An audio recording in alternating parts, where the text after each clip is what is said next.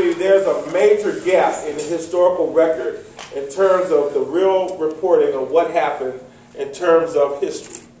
And we've heard that for a long time. Now, does anyone want to tackle that? Ta-Nehisi, you're a writer, you're a journalist. Do you believe what happened? Did we not have the writers in place? And we had those who misappropriated history? Is it that simple or what? Well, I think it's funny. Dr. Smith was just making the point about us having the history right initially, and then, the Klan. There was actually violent suppression of how we remember history. I just finished this book by Randall Kennedy on the Obama administration. He's making an argument, and this goes back to one of the reasons why I think I overlooked the Civil War, is the fact of the matter is there's a strong argument, whether it's ultimately right or wrong in the end or not, for a lot of African Americans not feeling particularly patriotic at all.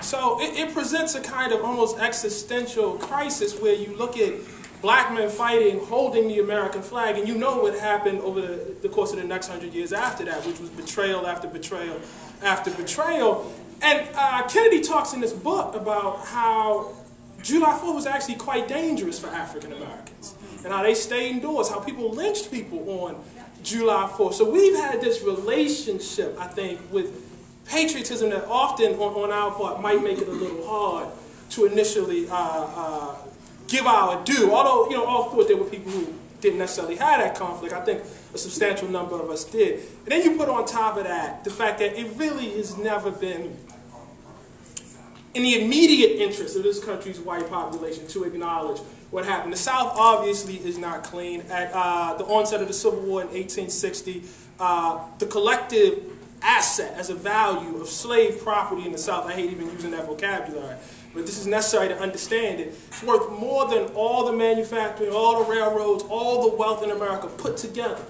It was worth less than the slaves. I mean, you confront that statistic right away and you understand why there was a Civil War. Nevertheless, the fact of the matter is the North was not clean either, because the North made buku profits off of that cotton. So we're all sort of dirty in it. There's no good reason to acknowledge it. There's no, it's not a heroic tale for everybody. It's not the sort of thing that makes you feel good about yourself. It's a very complicated, messy story. See.